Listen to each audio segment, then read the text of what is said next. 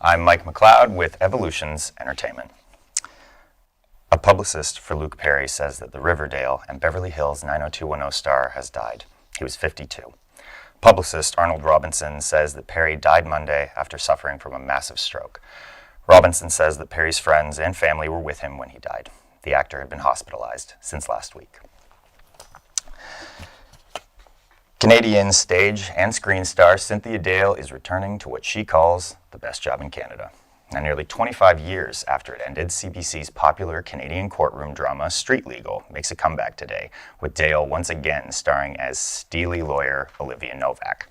Now, it's a role that was outside of Dale's comfort zone when she first landed it in the late 1980s. She points out that she was doing theater in New York City at the time, and she couldn't even say civil litigation, let alone know what it meant.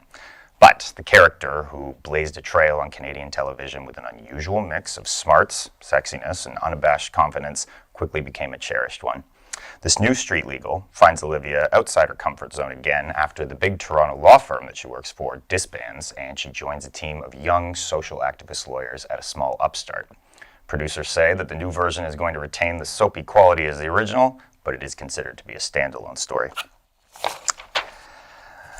Oh, now that hot duet of Shallow at the Oscars has propelled the soundtrack to A Star is Born back to #1. Billboard reports that the soundtrack moved 128,000 units in the past week to give it its fourth non-consecutive week at #1. And it's not just Lady Gaga and Bradley Cooper's performance that pushed it back to the top spot. Amazon dropped the price of the digital version last week, and Lady Gaga tweeted it out to her followers. Ariana Grande's album, Thank You, Next, is in second. Now, that also benefited from a price drop on Amazon and from Grande promoting it on Twitter. And Ashley Monroe doesn't know what to do when one of her songs comes on the radio. Monroe says that she's not sure if it's weird to turn it up or if there's something else that she's supposed to do. She says one time she was driving in Nashville with her husband when her song Hands On came on the radio. And she says that was the one time that she did an Instagram story session so she could actually prove that she was on the radio.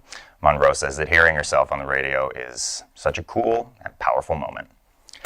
That's Evolution's Entertainment Update. I'm Mike McLeod. Thanks for watching. This is Sports on Evolution 107.9. The Canucks end their road swing in Minnesota, so let's get wild with Evolution Sports at 12:30. Vancouver looks to end a 5-game swing on a winning note. Travis Green has yet to announce any changes to the lineup that dropped Tuesday's game in Boston, but we do know that Jacob Markstrom is getting the start after taking yesterday's practice off for maintenance. Puck drop for that one goes at 5 p.m.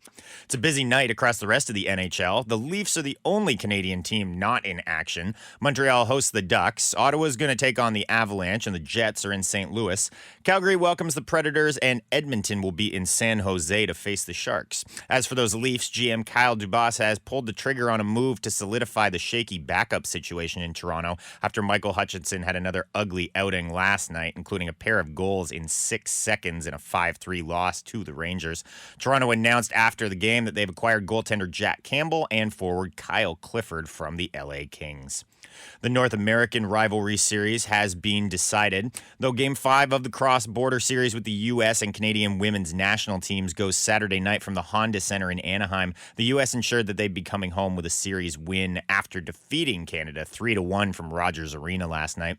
Hillary Knight had a goal and an assist for the Americans, with Knight saying afterward that her mind was focused on the 2010 Olympic Games in that very same building when Canada took gold medal honors from the U.S. Game 5 will go Saturday at 7. That's sports. I'm Mike McLeod.